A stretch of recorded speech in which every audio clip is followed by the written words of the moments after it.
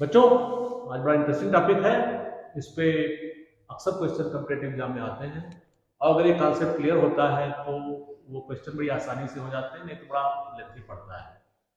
और इसमें हम सीखेंगे कि अगर दो कर्व हैं या तीन कर्व हैं और कर्व लाइन भी हो सकती है, सर्किल भी हो सकता है, पैराबोला हो सकता है, और अगर वो कहीं पे कट कर रहे हैं दो तीन पॉइंट पे, तो उन पॉइंट से जो कर्व पास हो सकता है क्या, और पास हो सकता है तो उसकी इक्वेशन क्या होगी। तो इसका टॉपिक बेसिकली है family of curves passing through intersecting points of curves and lines. और इसमें अक्सर बुक्स में अगर आपने देखा होगा तो फाइनल एक फार्मूला दे देते हैं, पर वो कहाँ से आया, कैसे आया और उसको विजुलाइज कैसे किया जाए, इसके बारे में मोस्टली बुक्स में नहीं बताया गया। तो हम कोशिश करेंगे कि आपको उसमें समझा सकें। अब अगर हम देखते हैं कि सपोज कीजिए S1 S2 दो कर्व है। ये जो S1 है, ये हमने शॉर्ट फॉर्म में लिखा है। ये बेसिकली इस टाइप का कोई कर्व हो सकता है, x square 2h(xy) plus by² plus 2gx plus 2fy plus c equal to 0। इसमें ये h1 ये पहला कर्व है, तो इसलिए हमने c1 इस टाइप से कर दिया। एंड एक S2 कर्व इस तरह से लिख सकते हैं, जो a2(x²) 2h2(xy) plus b2(y² plus 2g2x plus 2f2y plus c equal to 0। ये जो जनरल कर्व हमने पढ़ा है, कोनिक सेक्शंस के जो कर्व पढ़े हैं, ये लाइन भी हो सकती है, कुछ भी हो सकता है। तो ये दो कर्व अगर कहीं पे इंटरसेक्ट कर रहे हैं तो उन इंटरसेक्टिंग पॉइंट से क्या कोई कर्व बन सकता है क्या, वो हम देखने की कोशिश करेंगे। तो हमने कोई भी एक कर्व ले लिया, एनी कर्व। ये सपोज कीजिए S1 है, ये S2 है। अब ये दो पॉइंट पे इंटरसेक्ट कर रहा है, तो हमें निकालना है कि दो इंटरसेक्टिंग पॉइंट से कौन सा कर्व निकलेगा, उसकी इक्वेशन क्या होगी। तो अगर हम शॉर्ट फॉर्म में लिखेंगे S1 प्लस एक लैम्डा S2 इक्वल टू 0 लिखें। लैम्डा हमने, ये कोई भी कांस्टेंट है, ये 1 2 3 4 पॉइंट कुछ भी हो सकता है। अब अगर देखें यहाँ पे, अगर कोई पॉइंट सपोज कीजिए x1 y1 है और ये पॉइंट x2 y2 है, जहां पे ये दोनों कट कर रहे हैं, तो सिचुएशन क्या होगी। जो S1 कर्व होगा, S1 कर्व जो होगा वो इसको x1 y1 पॉइंट पे सेटिस्फाई करेगा। उसमें जो एक्स वाई की वैल्यू यहाँ पे, इसमें एक्स वाई की वैल्यू x1 y1 रखोगे तो ये सेटिस्फाई करना चाहिए, 0 आना चाहिए। इसी तरह जो चूंकि x1 y1 S1 पे भी है और S2 पे भी है, तो इसी तरह S2 भी सेटिस्फाई करना चाहिए, S2 भी x1 y1 को सेटिस्फाई करना चाहिए। तो x1 y1 को ये दोनों चीज सेटिस्फाई करेंगे, ठीक है। इसी तरह से ये भी सेटिस्फाई करेगा। अगर आप S2 y2 का लिखेंगे तो भी दोनों सेटिस्फाई करेंगे, दोनों पॉइंट पे लगा है। तो ये चीज अगर हम इस इक्वेशन में देखे रखें, अगर हम इस तरह से कोई इक्वेशन मैंने लिखी है, तो क्या x1 y1 या x2 y2 से ये पास कर रही है। पास तब करेगी जब ये भी सेटिस्फाई करेगा। तो ये जो भी कर्व इसको बनेगा, लैम्डा कैन बी एनीथिंग, तो इसको अगर हम x1 y1 यहाँ पे रखेंगे प्लस लैम्डा x1 y1 इसमें रखेंगे, तो ये भी तो 0 हो जाएगा, क्योंकि ये ऑलरेडी 0 है। x1 y1 रखते हो 0 हो जाएगा, S2 में x1 y1 रखो 0 हो जाएगा। तो ये 0 प्लस लैम्डा 0, ये 0 हो जाता है। तो ये जो इक्वेशन है S1 प्लस लैम्डा S2 भी इस पॉइंट को सेटिस्फाई करेगी। इसी तरह ये इक्वेशन इस पॉइंट को भी सेटिस्फाई करेगी। तो इसका मतलब ये जो वैल्यू आएगी, ये जनरल जो इक्वेशन बनेगी S1 प्लस लैम्डा S2, अगर इसको आप ऐड करो इस तरह से, इसको थोड़ा पहली बार में ऐड करके दिखा देते हैं। अगर यहाँ पे हम S1 plus lambda S2 add करें तो क्या हो जाएगा, इसमें देखिए ये क्या हो जाएगा, A1 plus lambda A2 x², ये पहला टर्म हो गया। इसी तरह इसमें क्या हो जाएगा, 2h1 plus lambda H2 xy हो जाएगा टर्म।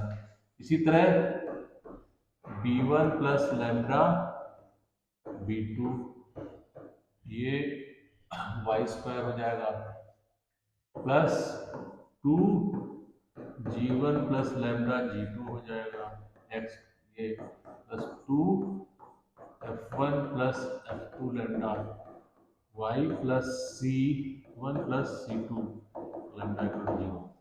तो अगर ये इक्वेशन देखो तो ये भी उसी तरह से इक्वेशन कोनिक की ही दिख रही है। ये कोनिक कुछ भी हो सकता है, दिस कैन बी, हमने शुरू किया सपोज कीजिए, हो सकता है ये सर्किल लिया हो, बट ये जो कोनिक आया हो सकता है पैराबोला हो जाए, हाइपरबोला हो जाए, बट बेसिकली तो कोनिक की ही इक्वेशन है।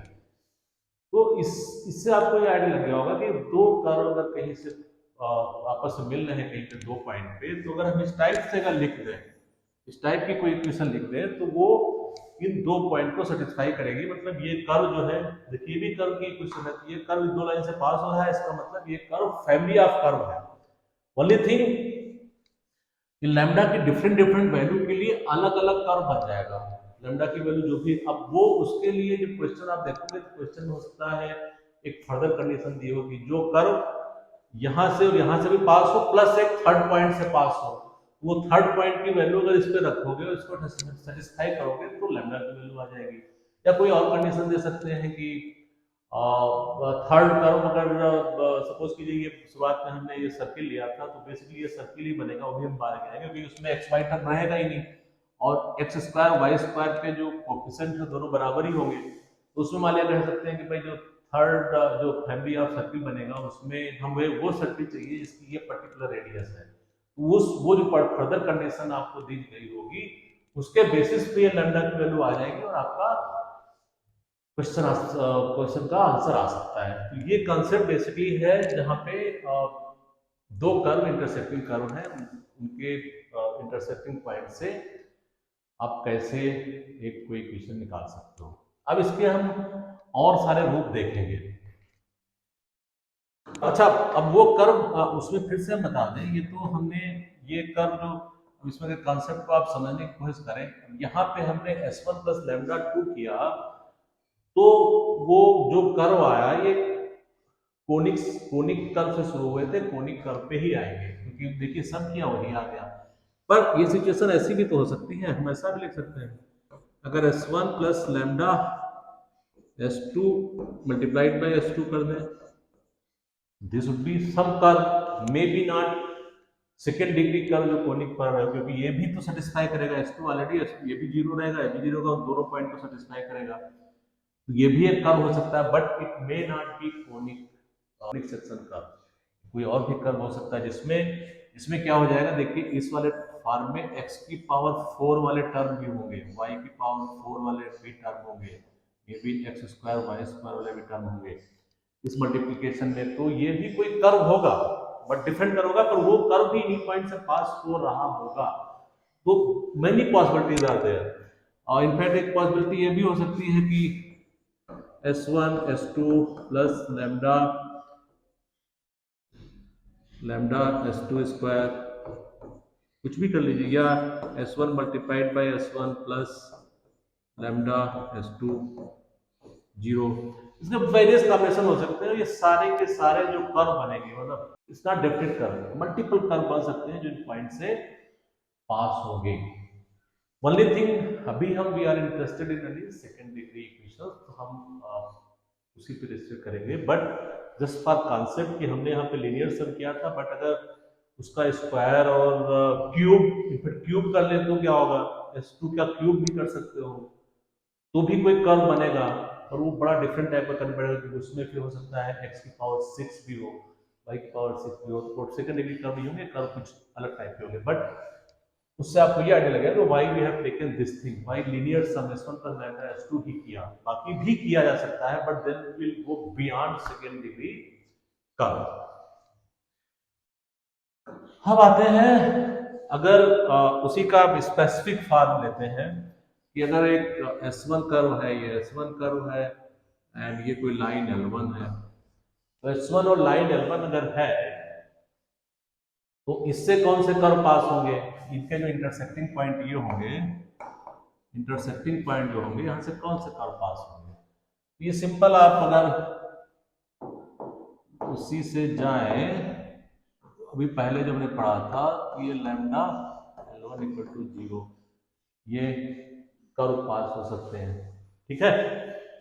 बट इसमें भी ये मतलब कोई भी कर्व हो सकता है। अब डिपेंड करेगा कि, क्योंकि आप इसमें देखिए, अगर S1 जो कर्व है, अगर हम सेकंड डिग्री कर्व लेके मान के चल रहे हैं तो इसमें टर्म क्या होंगे, x square 2hxy plus b y square plus 2gx plus 2fy plus c equal to 0, ये होगा। और L1 अगर कोई इक्वेशन को हम मान लें से Lx my plus n equal to 0, line की इक्वेशन हो गई। तो हम ये जो लीनियर इक्वेशन कर रहे हैं तो उसमें देखिए केवल एक्स वाई एन के टर्म ऐड होंगे, ये वाला पार्ट ही चेंज होगा, इस वाली इक्वेशन में ये वाला पार्ट चेंज होगा, बट ये वाला पार्ट सेम रहेगा। आपको पता है कि सेकेंड डिग्री जो इक्वेशन होती है उसमें वो किस टाइप की इक्वेशन है, अपार्ट फ्रॉम लाइन का केस, बाकी केस में whether it's सर्किल या पैराबोला या हाइपरबोला या एलिप्स, वो इसी से डिसाइड होता है, इस पार्ट से डिसाइड होता है। तो इसमें जो भी कर्व होगा, अगर वो पैराबोला होगा और लाइन से आ रहा तो जो फैमिली ऑफ कर्व बनेगा वो पैराबोलिक फैमिली ऑफ कर्व ही बनेगा, क्योंकि ये पार्ट ऑलमोस्ट सेम है, only this part is changing. ये जस्ट एक विजुलाइज करने के लिए आपको बताने की कोशिश कर रहे हैं। अब इसमें भी हम केवल चूंकि सेकेंड डिग्री की बात कर रहे हैं, अदरवाइज ये इस टाइप का भी तो कर्व हो सकता है, ये L1 स्क्वायर कर लिया, ये भी कोई कर्व हो जाएगा। बट इसमें हाँ देखिए, इसमें अगर आप L1 स्क्वायर करते हो तो क्या होगा, इस चीज को स्क्वायर करोगे तो x square y square x y के ही टर्म ऐड होंगे। This could be a second degree equation in x and y. तो ये एक कर्व हो सकता है जो हमें कोनिक सेक्शन दे सकता है, क्योंकि यहाँ पे हम एक्स वाई के जो टर्म का इस चीज का बेसिकली हम स्क्वायर कर रहे हैं, तो x square y square x y के टर्म ही ऐड होंगे, ये सेकंड डिग्री इक्वेशन दे सकता है। बट इसमें अगर हम इस टाइप से चले गए S1 plus lambda L cube चले गए तो शायद ये नहीं देगा, या हम S1 स्क्वायर कर लिया प्लस लैम्डा एल कर लिया, तो ये भी सेकंड डिग्री इक्वेशन नहीं होगा। बट ये भी कर्व वही होंगे जो इन पॉइंट से पास हो रहे होंगे। Probably I think now you would have started visualising, हम बता क्या रहे हैं। अब आते हैं थोड़ा और उस पर स्पेसिफिक पे। अगर कहीं पे क्वेश्चन हो कि एक कर्व है और एक लाइन है, वो लाइन जहां से टच कर रही है, अभी तक हम 2 पॉइंट का बात कर रहे थे जहां पे वो क्रॉस कर रहे थे, केवल हम टच करने की बात कर रहे हैं, तो वहां से पास होने वाले किसी जो कर्व बनेगा उसकी इक्वेशन क्या होगी। तो ये आप देखिए, हम इसको इस तरह से बताते हैं कि अगर कोई सपोज कीजिए कर्व जो है ये एस है, लाइन जो है ये एल है। अब ये कोई कर्व हो गया और ये लाइन हो गई, तो ये जो पॉइंट है, इस पॉइंट से पास होने वाले बाकी सारे कर्व की इक्वेशन हमें चाहिए। तो इसको करने के लिए हम क्या करेंगे, देखिए इसी कॉन्सेप्ट को हम बढ़ाएंगे। ये कोई कर्व किया हमने, ठीक है, ऐसे कर लिया। अब देखिए, अब हम दो लाइन लेते हैं, एक L1 लेते हैं और एक L2 लेते हैं। ये हमने L1 लिया, एक L2। अब ये देखिए टोटल पॉइंट कितने हो गए, पॉइंट हो गए 4 पॉइंट प्रॉब्ली यहाँ पे, जिन पे इंटरसेक्शन हो रहा है। अब इसकी हम एक जनरल इक्वेशन बनाए उसी कॉन्सेप्ट से जो अभी हम आपको बताए हैं।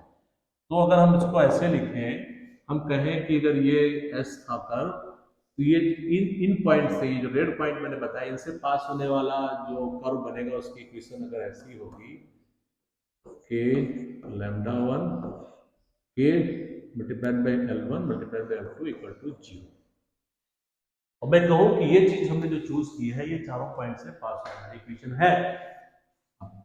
कैसे होगी देखिए, इस पॉइंट को अगर देखा जाए तो ये पॉइंट एस को भी सेटिस्फाई करेगा, इसको सेटिस्फाई करेगा, ये पॉइंट L1 को भी सेटिस्फाई करेगा, तो ये भी पॉइंट जीरो हो जाएगा, ये भी जीरो, ये भी जीरो, अभी L2 का पता नहीं। ये पॉइंट इसको भी सेटिस्फाई करेगा, L1 को सेटिस्फाई करेगा, तो ये भी जीरो, ये भी जीरो, सेटिस्फाई हो जाएगी। अब L2 पॉइंट यहाँ पे ये पॉइंट अगर करोगे तो ये भी ये इस कर्व पे भी है बट L1 पे नहीं है, बट डजंट मैटर, इसको सेटिस्फाई करेगा, L2 को सेटिस्फाई करेगा, तो L2 वाला पार्ट जीरो हो जाएगा, S0 हो जाएगा, तो भी जीरो हो जाएगा। तो बेसिकली ये जो इक्वेशन हमने बनाई ये इन चारों पॉइंट से पास होने वाली इक्वेशन बना दी आपको हमने, ठीक है। अब इसमें ये तो बड़ा जनरल सा इक्वेशन मैंने बताई, अब इसमें ही अगर हम ये अगर मान के चले कि हाँ, अगर हम ये कहें कि अब L1 L2 जो है एक दूसरे को मर्ज कर रहे हैं, आपस में मिला रहे हैं, धीरे धीरे ये नजदीक आ रहे हैं, जब नजदीक आ रहे हैं तो ये पॉइंट दोनों नजदीक आ जाएंगे, ये पॉइंट दोनों नजदीक आ जाएंगे, तो एकदम पॉइंट यहाँ पे जब दो पॉइंट नजदीक आ जाएंगे ऐसे ऐसे हो जाएंगे, तो ये एकदम नजदीक पॉइंट होगा, एकदम जस्ट डेल्टा, जिसको आप स्मॉल डेल्टा डिस्टेंस कह सकते हो। ये जब नजदीक आ गए तो यहाँ इस पॉइंट से भी पास हो रहा होगा, यहाँ से पास हो रहा होगा, तो इसका मतलब ये बेसिकली ये टेंजेंट पे पास हो रहा होगा यहाँ से, और यहाँ पे भी ऐसे पास हो रहा होगा। अगर दो पॉइंट से पे पास हो रहा है तो इसका मतलब ऑलमोस्ट वो टेंजेंट बना रहा है। तो अगर हम L1 L2 इक्वल कर देते हैं तो इसमें क्या हो जाता है, ये L स्क्वायर हो जाएगा जीरो। तो ये बेसिकली कौन सी सिचुएशन हो जाती है कि जब वो कर्व बनता है, वो कर्व बनता है ऐसे, ये S था, अब ये L हो गया, यहाँ पे और यहाँ पे इंटरसेक्टिंग पॉइंट से तो गुजरेगा, प्लस ये क्या होगा कि इस कर्व पे S, ये जो ये कर्व है, ये इस कर्व पे इन पॉइंट पे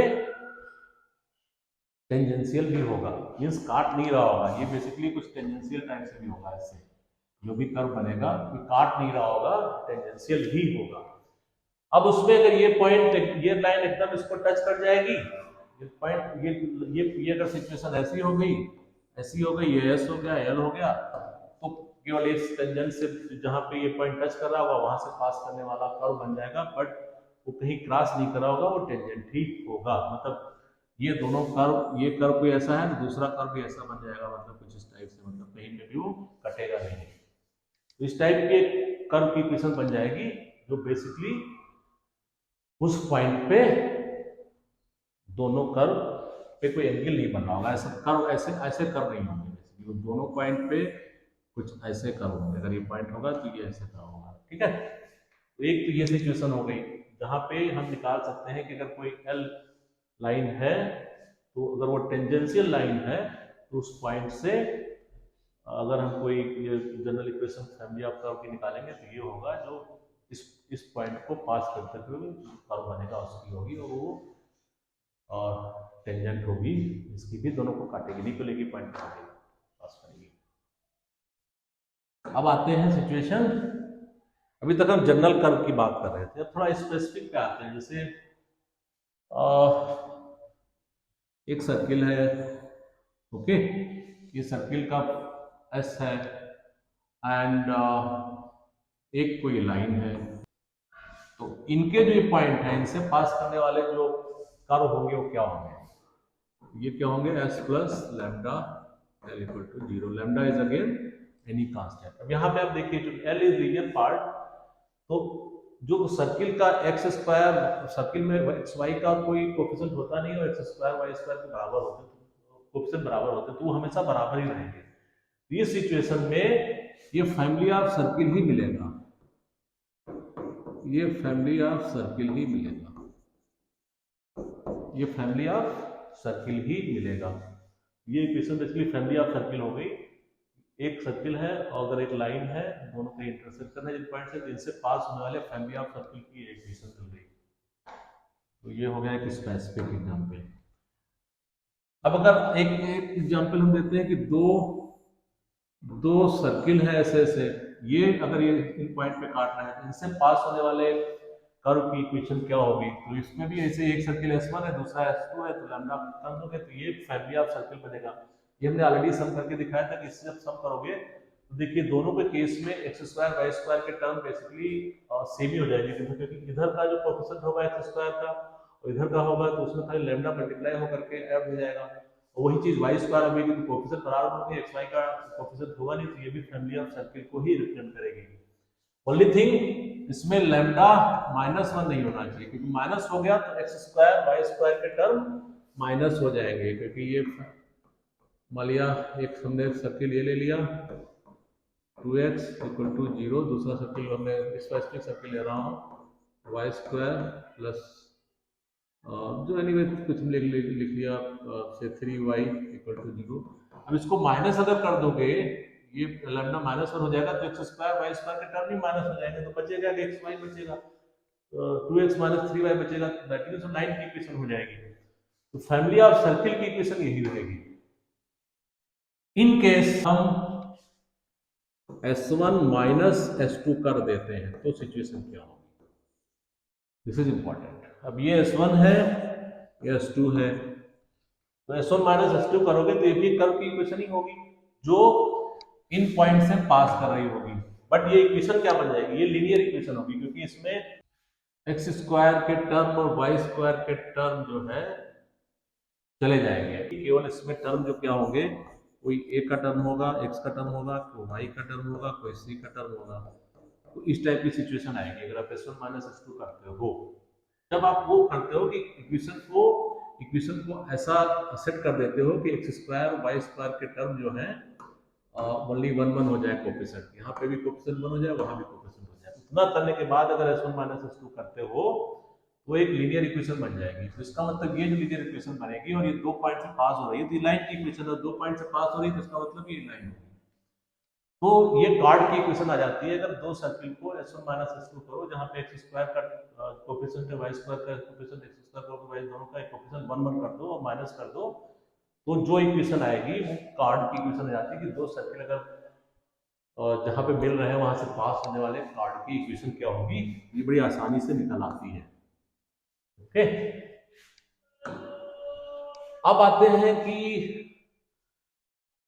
ये भी बड़ा इंटरेस्टिंग है, अगर कोई आप ट्रायंगल ले लो ऐसे, ठीक है, अब इसमें एक लाइन ये है, एक लाइन L है, एक लाइन L3 है, तो लाइन तो होगी, तो लाइन तो लीनियर होती है, लाइन जितनी भी होती है कुछ ax plus by plus c type की लाइन होती है, तो लीनियर है, xy में लीनियर है, एक ही डिग्री है, तो ऐसा कर्व निकालो, सेकंड डिग्री कर्व की बात कर रहे हैं, तो ऐसा कर्व निकालो जो ये सारे इनसे पास हो, सारे ये जो पॉइंट है सारे यहाँ पे पास हो रहा होगा, ये सारे पॉइंट से पास होता जाए, ठीक है।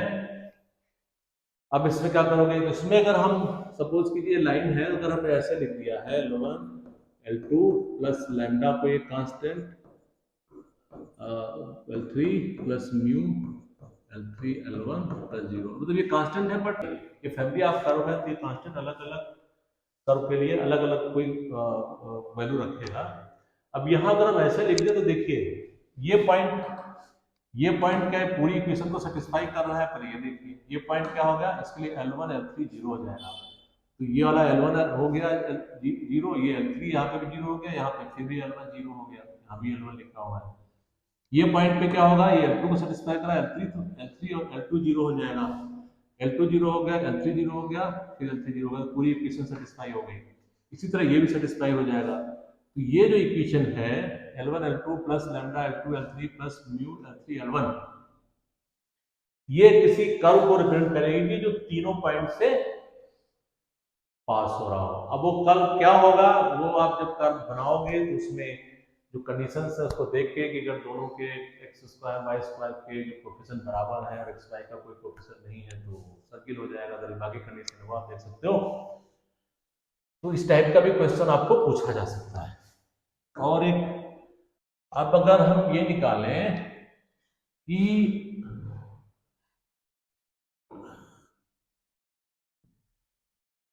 तीन लाइन की बात की थी, अब मैंने अब 4 लाइन की बात कर रहा हूं, ये L1 L2 L3 L4, तो 4 पॉइंट अगर है, इन चारों पॉइंट के जो ये पॉइंट आ रहे हैं, यहाँ से पास होने वाले कर्व की इक्वेशन निकालनी है तो क्या होगी।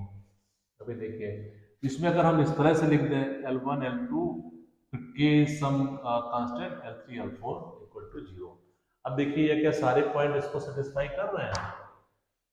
ये अगर पॉइंट लो तो L1 और L4 इस पे 0 है, तो L1 0 हो गया, ये 0 पार्ट हो गया, L3 0 हो गया तो ये 0 हो गया, L4 कुछ भी हो फर्क नहीं पड़ता क्योंकि एक भी मल्टीपल 0 हो गया तो पूरा 0 हो जाएगा। इसी तरह से अगर ये पॉइंट हो तो L2 L3 को सेटिस्फाई कर रहा है, ये L2 0 हो जाएगा, L3 0 होगा तो भी सेटिस्फाई होगा। तो बेसिकली ये जो इक्वेशन है ये सारे पॉइंट सेटिस्फाई करेगी। और लीनियर इक्वेशन आप दो मल्टीप्लाई करो तो ये भी एक सेकेंड डिग्री इक्वेशन होगी जो जो वहां से पास हो रहेगी। अब ये देखिए इसका नेचर क्या हो सकता है। नेचर क्या हो सकता है वो अगर आप देखेंगे तो अगर हम खाली एक ही टर्म देख लें कि x के term a1x a2x L1 L2 हो गया, फिर a3x a4x, ये L1 का टर्म L2 का टर्म L3 का, तो इसमें a1 a2 आ जाएगा, इसमें a3 4 आ जाएगा। तो फाइनली जो है ये a1 a2 plus a3 a4 हो जाएगा x का टर्म। y का टर्म इसी तरह से क्या होगा, y भी कुछ और हो सकता है b1x b2y b2y b3y plus b4y। तो ये अगर मल्टीप्लाई करोगे तो b1 b2 b3 b4। तो अब ये बेसिकली x और y के जो कोफिशिएंट है डिफरेंट भी हो सकते हैं। अब अगर कुछ ऐसी सिचुएशन बने कि इसका सम मिला करके x और y के एक्स स्क्वायर वाई स्क्वायर के कोफिशिएंट अगर बराबर आ रहे हैं तब तो शायद ये सर्किल हो जाएगा, तो कोई दूसरा कर्व रिप्रेजेंट करेगा। तो वो स्पेसिफिक क्वेश्चंस पे स्पेसिफिक चीजें हो सकती हैं, पर मैं बड़ी जनरल सी बात बता रहा हूँ। अब अगर आते हैं लास्ट पॉइंट, ये एक बेबी टाइप का भी क्वेश्चन कई बार आता है। जैसे एक कर्व ये है और एक लाइन यहाँ से क्रॉस कर रही है, ये कर्व है ये लाइन है। तो ये जो पॉइंट पास हो रहे हैं इससे इसको अगर ओरिजिन से मिलाओ, ओरिजिन से मिलाओ तो ये जो दो लाइनें हैं इसकी इक्वेशन क्या होगी। हमें कर्व की इक्वेशन दी है, लाइन की दी है, इसकी इक्वेशन निकालनी है। तो इसकी इक्वेशन कैसे निकालेंगे अभी देखिए, इसके लिए थोड़ा हम आपको स्पेसिफिक बताते हैं। अब हमने कोई कर्व जनरल सा कर्व ले लिया, x square 2h xy plus by square plus 2gx 2fy plus c equal to 0। और एक ये इक्वेशन ले ली lx plus my equal to l plus l equal to 0। अब हम जो इक्वेशन निकालना चाह रहे हैं इस सेंटर से पास हो रही है, तो सेंटर से पास होने वाली जो लाइन की इक्वेशन होती है वो किस फॉर्मेट होगी पहले आप ये देखिए। इसका मतलब ये जो लाइन की इक्वेशन होगी ये कुछ होगी y equal to some m1x, दूसरी क्या होगी y इक्वल टू m2x। अब इन दोनों को अगर मल्टीप्लाई करोगे तो ये इक्वेशन क्या बन जाएंगी, m1x my m2x equal to 0। अब ओपन करोगे तो इसमें एक्स स्क्वायर के टर्म होंगे, कुछ वाई स्क्वायर के टर्म होंगे और एक्स वाई के टर्म होंगे। जब इसको ओपन करोगे तो वाई एक्स वाई यही सारे टर्म होंगे। बेसिकली कोई एक्स का टर्म नहीं होगा, वाई का टर्म नहीं होगा, कोई कांस्टेंट का टर्म नहीं होगा, इस टाइप का होगा। तो इस टाइप की जो इक्वेशन होती है, इस टाइप की जो इक्वेशन होती है होमोजेनियस इक्वेशन बोली जाती है, जिसमें केवल degree x square y square इसकी डिग्री दो है और एक्स वाई को मिला करके अगर दोनों का पावर ऐड करो तो भी डिग्री दो में। तो होमोजेनियस इक्वेशन इस टाइप की अगर है तो इसका मतलब वो लाइन की इक्वेशन है और ओरिजिन से पास हो रही है, ये ओरिजिन से पास हो रही है होमोजेनियस इक्वेशन। तो हमें बेसिकली इस टाइप की कोई इक्वेशन निकालनी है तो तभी हम ये कह सकते हैं कि वो ये ओरिजिन से पास हो रही होगी और ये भी कंडीशन साथ में लगी हुई कि वो इन पॉइंट से भी जाए। तो इसके लिए हम अगर इस कर्व को हम देखिए ऐसे लिखते हैं, इस कर्व को ऐसे लिखते हैं x square 2hxy plus by²। अब हमने इसको क्या किया, इसको ऐसे ले लिया lx plus my equal to -1, फिर हमने लिखा lx plus my divided by n minus n divide कर दिया, दिस इज इक्वल टू 1। हम वन बना करके लिख रहे हैं। अब क्या करेंगे, हम इस इक्वेशन को होमोजेनियस इक्वेशन बनाएंगे। ये हमने किया 2gx lx plus my divided by -n। ये 2gx में x है खाली लीनियर है, तो इसको होमोजेनियस बनाने के लिए हमने क्या किया, 1 से मल्टीप्लाई कर दिया। तो 1 से तो किसी चीज को मल्टीप्लाई कर, 1 की वैल्यू क्या है lx plus my divided by minus. इसी तरह से हम 2f y को भी हम इसी चीज से मल्टीप्लाई कर देंगे, प्लस सी वाला जो पार्ट है इसमें हम क्या करेंगे, ये lx plus my divided by -n के होल स्क्वायर से मल्टीप्लाई कर देंगे, 0 लिख देंगे।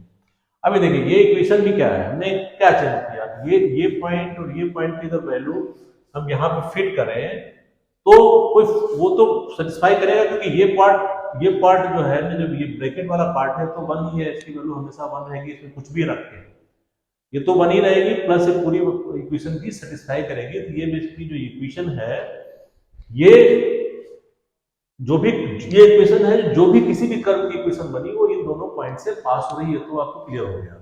प्लस अभी देखिए ये इक्वेशन होमोजेनियस इक्वेशन बन जाएगी, क्योंकि इसको मल्टीप्लाई करोगे तो x से मल्टीप्लाई करके ये भी x का एक स्क्वायर का टर्म आ जाएगा, इसमें x y का टर्म आ जाएगा, यहाँ पे भी x y का आ जाएगा, y स्क्वायर का आ जाएगा। तो ये पूरी की पूरी इक्वेशन जो है होमोजेनियस इक्वेशन बन जाएगी। इसका मतलब ये इस टाइप के दो लाइन की इक्वेशन बनेगी, जो यहाँ से पास भी हो रही होगी और सेंटर से भी, ओरिजिन से भी पास हो रही होगी। तो अगर हम ऐसा करेंगे इस तरीके से, हम इन दो लाइन की इक्वेशन बड़ी आसानी से निकाल सकते हैं।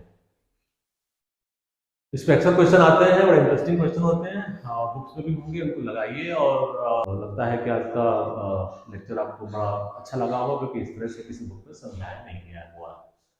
Thank you.